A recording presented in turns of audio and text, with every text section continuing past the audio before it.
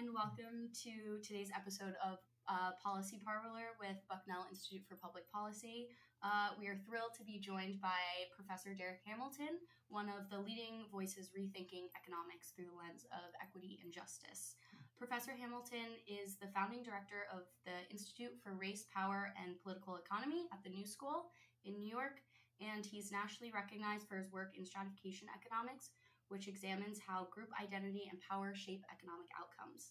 He has advised lawmakers, contributed to bold policy ideas such as baby bonds, reparations, and a federal job guarantee, and his work challenges us to see economics not as neutral, but as a field with deep moral responsibility to address inequality. Today, we'll talk with him about why wealth disparities persist and how stratification economic changes our understanding of opportunity, and what policies could build a more just economy. Thank you so much for being here. Thank you, and what a generous introduction. Thank you.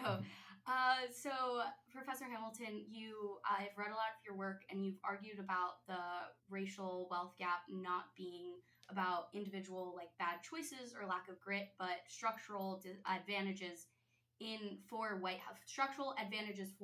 households. Could you walk us through why wealth gaps persist among African Americans, and even when education and income are controlled for? Yeah, and we can always find individual anecdotes of people that might have made bad decisions or engaged in bad behaviors, and that cuts across class. So that happens all across the income as well as wealth distribution. It cuts across gender, it cuts across race. But if we're thinking about trends, if we're looking at demographic groups, then we find, if we systematically do some investigation, that the tropes are, if this group would only have better behaviors, if they saved more, if they had more astuteness with regards to how to save, and weren't so thrifty in their lives, that somehow that could make a difference. But the reality is that even when Black people acquire high levels of human capital, not only do the gaps persist, they increase. So it's not uncommon, for instance, that you'll find a head of household who is Black, who has a college degree in a lower wealth position than a white head of household who dropped out of high school.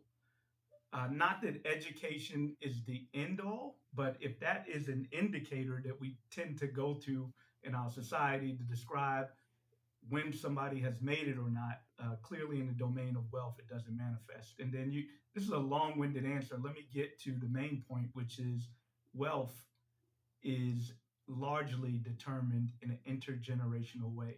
The way that most people acquire wealth, it is simple. It is wealth that begets wealth. The most critical ingredient for wealth is wealth itself. It's having that capital to put you in an asset like a home, like a debt-free college education. We're here on a college campus. So the ability to get a managerial or professional job without the albatross of student loan debt.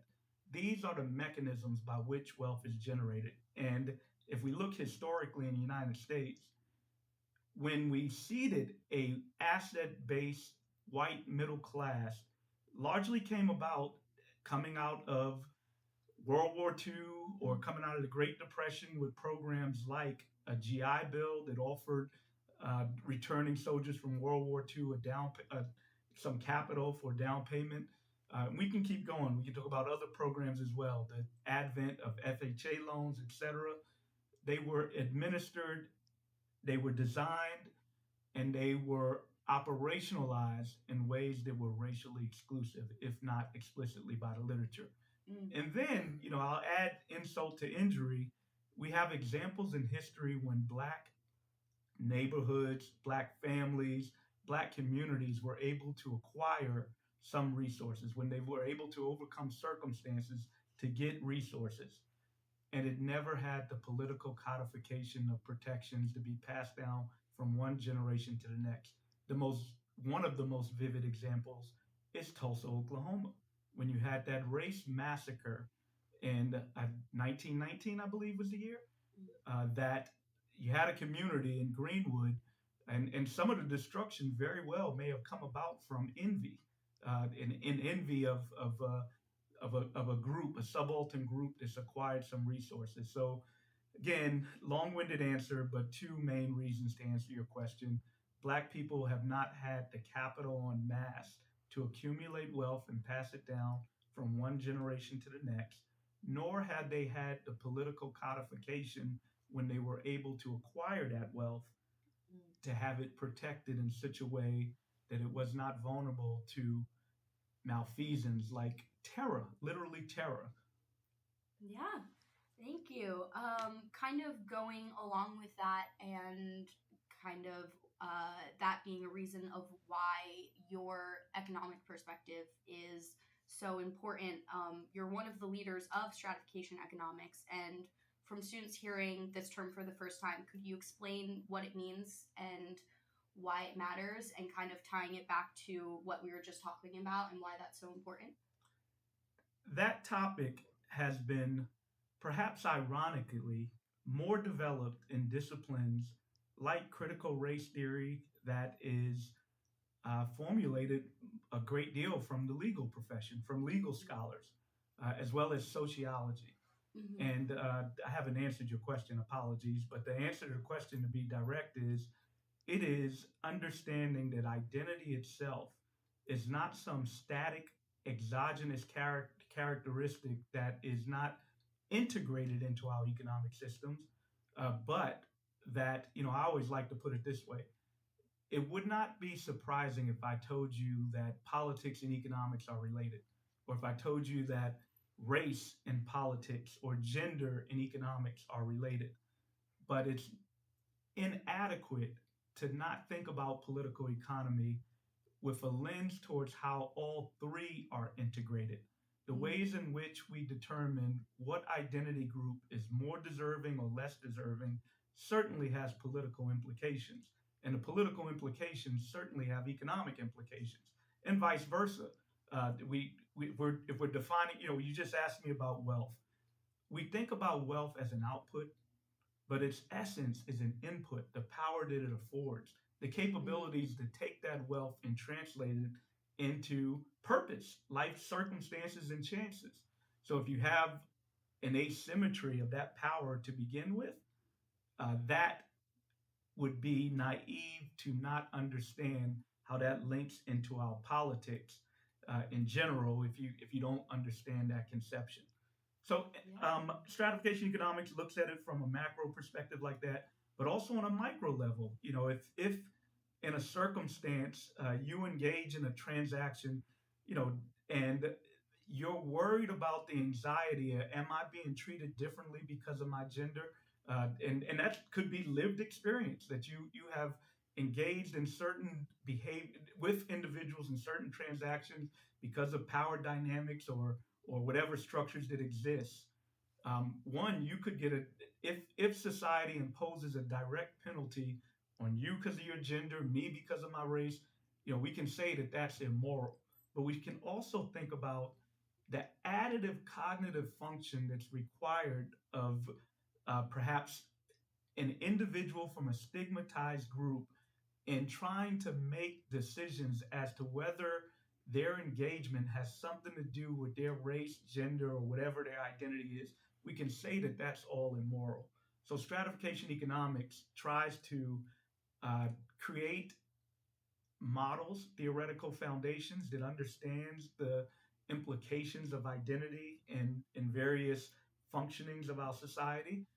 It tries to understand the consequences of that. And then here's the other point, and here's the big point. At this stage of our development, of this stage of our understandings in the academy, we need to get to remedy. So I'm proud to say that we're very much vested in trying to come up with new structures, new policies, remedies to redress what may have been, what I would say, reason people might argue is immoral, a blight on our society, and antithetical to our collective well being. Yeah, thank you. And kind of going along with that, talking about these points and then what you're doing with your Center for Race, Power, and Political Economy, you outline policies like baby bonds, a federal job guarantee, reparations, and postal banking. Can you describe the impact of these policies and why they are so impactful to this issue, and kind of what we were talking about before. Like, these issues exist. Why are these the solutions to help them? Yeah, and I'm going to say two things. One, I'm going to start with patting myself on the back, and I meant to be kind of funny in that, by saying I think we got our name right: race, power, and political economy. And what I Mm. really love about that word, and by the way, race is a placeholder for identity in general, right? The United States context, it has been from our founding when we started with a system of chattel slavery that race got anchored as one of the subaltern identities by which we define a lot of our political economy, Mm. unfortunately. In another society, you'll get a similar dynamic or perhaps different in some ways, and it might be a different anchor. In India, it might be caste. It might be the Dalit caste group. You can go other places in societies and find other groups. But nonetheless, power in that word also is critical because at the end of the day, when we think about purpose, what do people want to do? They want, I think, one of the meanings of life is to have purpose and to have the mechanisms, the resources to try to at least engage to live it out. That's power. Power as an input, power as an output, just to be able to have agency in one's life. So I love that word. And in political economy, that's the rules, that's the structure. That is how things are designed so that people can have power and live out the meaning of life. So that's the name. And then going to the question, which sadly I forgot. Oh, it's okay. You outline more on just your policies, like outlining Oh, things like, policies. yeah. There it was. So I would group those policies that you mentioned: federal job guarantee, baby bonds, postal banking, which is essentially public banking, right? These what what are the essential goods, services, and resources without which you don't have agency in your life? So if we have this concept of freedom, if we have this concept of agency, well, if you enter a transaction with somebody and you have no power, so if you can vote but you're hungry, if you can civilly protest but you're unhoused, that's not freedom. I would argue that there are a set of goods, services, and resources without which people don't have agency in their lives. And this is not handout stuff. Yeah. These are investments in human capacities. So I would argue that those policies fall under a rubric of inclusive economic rights. And you may say, why do you need the word inclusive if you're going to have economic rights? Isn't that redundant? Well, this goes back to this identity thing that we've been talking about. In the past, we've had very successful examples of policies that were promoting economic rights like Social Security, a right to age old pension that would be guaranteed. But when we administered it in the 1930s, we excluded domestic and agricultural workers. Well, of course, who were the domestic and agricultural workers? Over 90% of Black women engaged in work were employed in that domain. Over half of Black men were employed in that domain. So that is a de facto racist policy by design. So I think in the 21st century, you learn from the lessons of the past and you add the word inclusive so that you affirmatively design, manage, and implement policies in ways that are inclusive of all groups. And I think it's necessary to add that word inclusive. In this day and age where we have an attack on DEIA, which is essentially attack on blackness or an attack on other types of identities, if we're explicit in what is being argued in that rhetoric, one will absolutely need a form of solidarity that is actively inclusive if we want to get to these rights. And then, I'll double down on it. This is not requiring, some people say, isn't that socialist? Um, in earnest, if you want to have a capitalist society, a socialist society, those are largely academic concepts. And I dare say most people like elements of one or the other. And you might have people that are closer to one side or closer to the other. But wherever you fall on the spectrum, one thing's for sure: if you expect somebody to build wealth and they don't have capital, you have destined them to a life where there's a very low likelihood that they'll ever get wealth. So, however you want to design more transaction, more command in how you determine what, how, and to whom, we should begin with a base level of resource as an investment in our most treasured resource, and that's people. That is uh, ensuring that people have a job who want a job, ensuring that people have a basic income so that they can engage, not UBI. So it ain't universal, it is guaranteed income. There's certain people that don't need additional supplements to their income. It is ensuring that in the 21st century, if you work and you need to cash your check, you're not vulnerable to the exploitation of somebody taking a big chunk of your earned paycheck because you don't qualify for a bank account that would not have the regressive capturing of your money. So, this is the world that we're talking about, a world that promotes our humanity and uses a mechanism of economic rights, just like we have political rights, just like we have civil rights, just like we have social rights. Now, in reality, not everybody fully has political rights in our society, but at least as a framework and understanding, it is inadequate, the concept of freedom, to have aspects of rights, political, civil, social, without economic rights. I would argue that that even co opts notions of freedom. It puts the onus of inequality and poverty on individuals without recognition of the fact that many individuals don't have the resources to enable the capacities to reap the rewards of their ingenuity, their ingenuity and hard work.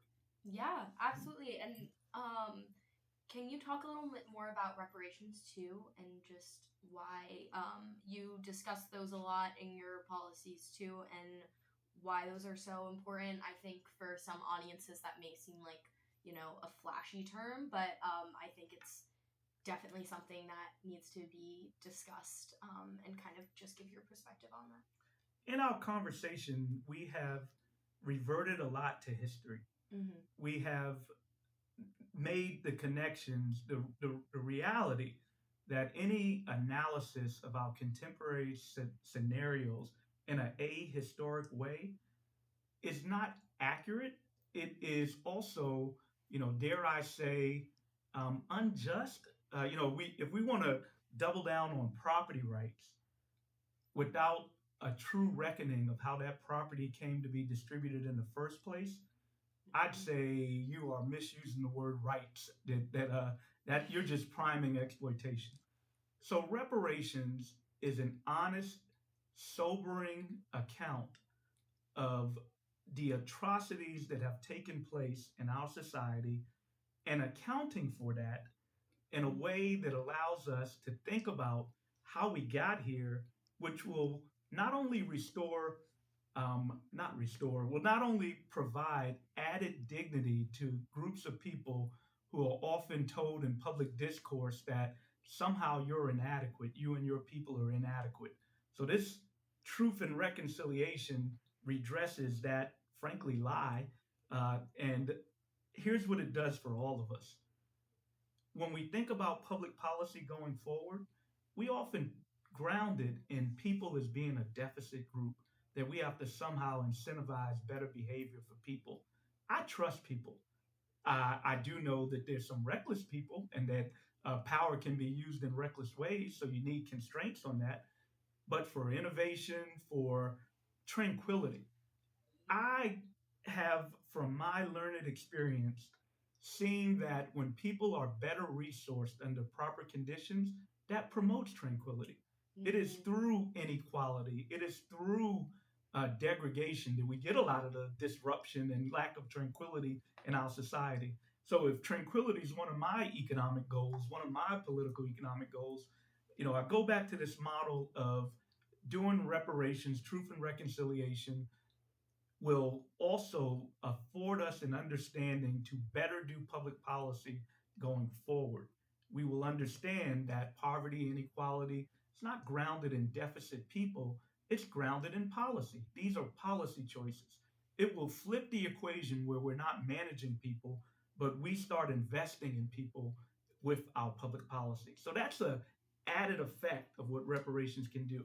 And then, of course, in addition to truth and reconciliation, it's empty without redress. So if we want to reconcile for, we led with wealth in this conversation, the most direct and parsimonious way is a system of reparations that would redress the exclusion from capital of basically groups of people. So it's those two reasons, and then some people. Let me just add this, and I'm sorry I'm long-winded, No. Raina. Let me add this other point, which is in addition to an account to help us with public policy, in addition to a proper redress for the atrocities that have been committed, it won't be enough. You know why? Because the ways in which our society and power trends without a public system that ensures a resource for everyone, uh, wealth will end up over time as unequal as it does today without government intervention because capital consolidates, it iterates, and it excludes. So, in addition to reparations, I've also been with a bunch of colleagues talking about baby bonds, basically ensuring that every child that's born gets a trust account set up for them at birth that government sets up and it's protected. Now, it will be progressively seeded. If you're born into the most wealth poor family, you'll get more so that when you become a young adult, like right now, Raina, our public policy system does very little for your demographic group beyond poverty and subsistence. We don't really invest in you. We've divested in education. We have some investment in education, but we're going to saddle your demographic group with debt without a nest egg. Imagine if we flip that. Imagine if you're starting your life with a nest egg, so that if you want to do family formation, a critical ingredient for that is wealth. A critical ingredient for that is capital. Well-resourced individuals can have greater capacities to pursue something as humanly and fundamental as love itself. So baby bonds becomes an additive feature when thinking about wealth to reparations. And then more broadly, this concept of inclusive economic rights, where the list is not infinite, but it's looking at the domains in our society without which, if the ingredients in your life without which you don't have agency, like again, income, a job, right? Not that the public sector would replace all the private sector. They wouldn't. It would be a compliment. It put a floor on the private sector. Mm-hmm. But these are investments in people so that we're not vulnerable to what would take place in the marketplace, which is a rationing of these.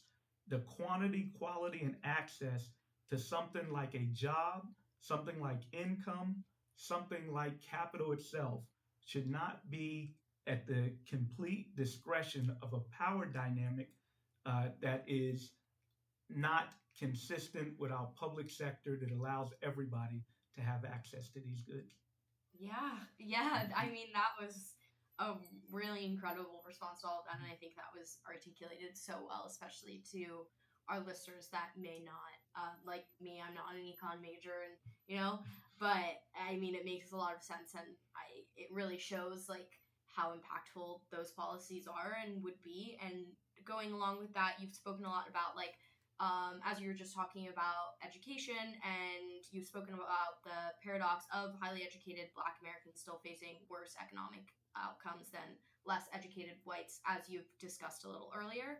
And what can today's students, who are our future professionals, do to challenge these current structural realities in this field? One of the things my discipline has done a really bad job of is trying to purport the economy as some, I'm going to use the word positivist, some natural, some scientific, some some entity that's just natural. The, the, the reality is that we get to choose and define our economy. We get to define what is value, and we get to determine and define how that value is created. So, you said the statement, I'm not an econ major or I'm not an economist. Frankly, the economy, it's problematic if it is the exclusive domain of Mm. economists. You get to choose. You get to define. Here's what we also don't do in our economic classes. We don't begin with the question, what is the purpose of an economy? We do the question, what gets produced, how it gets produced, and to whom it gets distributed. We do that, but we don't ask the why. What is the purpose of an economy? And if you answer that question, and you should, right? You should. You may come up with something very different than what we have. And then once you answer that question, set the goal, have a vision, then it's building the power, right? Again, we've been talking a lot about power. Mm. Power as an input, power as an output. I got to revert to the Dr. King quote where he talks about power and he says, power without love is reckless and abusive, and love without power is anemic and sentimental. So, on the one hand, if we're talking about power, we need some values attached to it. And on Mm. the other hand, if we're talking about values and we're not vested in power, that's anemic and sentimental. So, to answer the question, I would encourage young people to one, define the purpose of an economy, define what it is that you think our society should be doing, and then build power, collective action. There is Marshall Gantz talked about organized money power and organized people power, two major forms by which power can collectively influence the domains of our society, our political economy.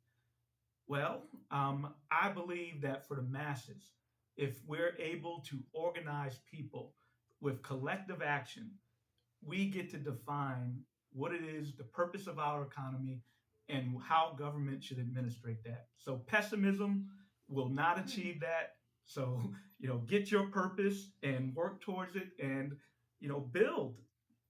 Yeah, I mean, to wrap up, I mean, kind of on our point of pessimism, but we won't be pessimistic. I was listening to your interview with the Hill events, and I really liked Cheyenne's question about kind of considering all of this. Are we on the right track? And I think it's something listeners will also find important now. I mean, this interview was 2 years ago, and much has evolved or at least changed politically. So I was wondering kind of how you feel now about that question. Like, are we on the right track to economic equity? Yeah, and this one takes a deep sigh, a deep breath, and it's slightly nuanced. Well, there's part of it that's not nuanced. The quick, obvious answer to me is absolutely no. When we have an administration that's hell bent on moving towards authoritarianism, an administration that unilaterally declares that there's only two genders, an administration that is kidnapping people off the street and literally disappearing them, an administration whose signature public policy is a structuring of inequality by way of our tax code, and then the mean spirited denial of access to health care, the basic right to health care to millions of Americans. And I can keep going, but it would take up a lot of what we're saying. Uh, I'd say that this is not indicative of a right path that we're on, but we should also ask the question: how did we get here? Again, this link of contemporary analysis to history is always critical. And if you're a social scientist out here and you don't have a humanist lens, if you're not thinking about history, you're not thinking about value. I'm going to say that you should and could be doing more. Mm. So, how did we get here?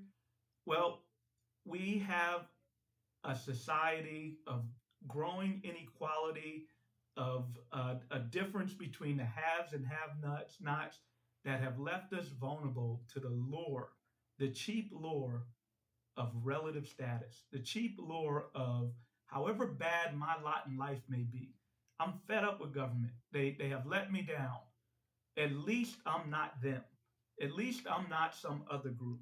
And sadly, the human psyche has a trade off between absolute value and status and relative positioning.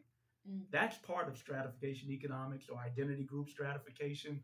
Sociologists have talked about it. Economists, again, I said it's ironic. Economists haven't uh, fully developed this field the way they should have been beyond this group of individuals because economics is very much about power. So Yeah. if we're naive to that, so the I'm pointing out a lot of the problems, a lot of a tragedy, but there's good that can come out of that. We are ready for something dramatically different. If we're talking about a new vision, a new paradigm, it's often through crises that we have access to a new paradigm. So in this moment, I can remind us that not too long ago during the pandemic, the ways in which we engage had elements of this. We literally put a moratorium on evictions and foreclosures. We literally sent trillions of dollars directly to the American people by way of the tax code to get out of that pandemic scenario. And I know inflation stole the narrative, but if you would consider what happened during the pandemic versus the Great Recession, it's kind of miraculous that we're not still in a recession in this moment. Yeah. That was not so long ago. So I guess I'm arguing that we did some really good things, and I believe that it was social movements that led to those outcomes. It was people taking to the streets and saying, black and white people across the globe, that Black Lives Matter. It was women talking about Me Too. We want something different. We're not having this steady flow of harassment that we have to put up with. Uh, Worse, violence even. So it was, and there was more, but it was people that demanded something different. So at the end of the day, here are the words I like to leave people with. We talk about the government. We talk about the economy. We talk about the monetary system. Get rid of that article. Our government, our monetary system, our economy. It's your economy, your government, your monetary system.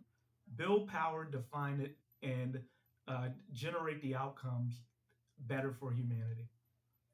Thank you. Yeah, thank you so much, Darrick, for spending time with me and discussing these important topics. For more information, check out racepowerpolicy.org to follow Darrick's work. And for more podcasts like these, follow Policy Parlor on Apple Podcasts and subscribe to our YouTube channel. Thank you. Well, Thank you. thank you. I'm grateful to have this opportunity. And with Ernest, I feel that I can see and hear that the future looks good. Thank you, Rayna, because you got to take the reins. Thank you.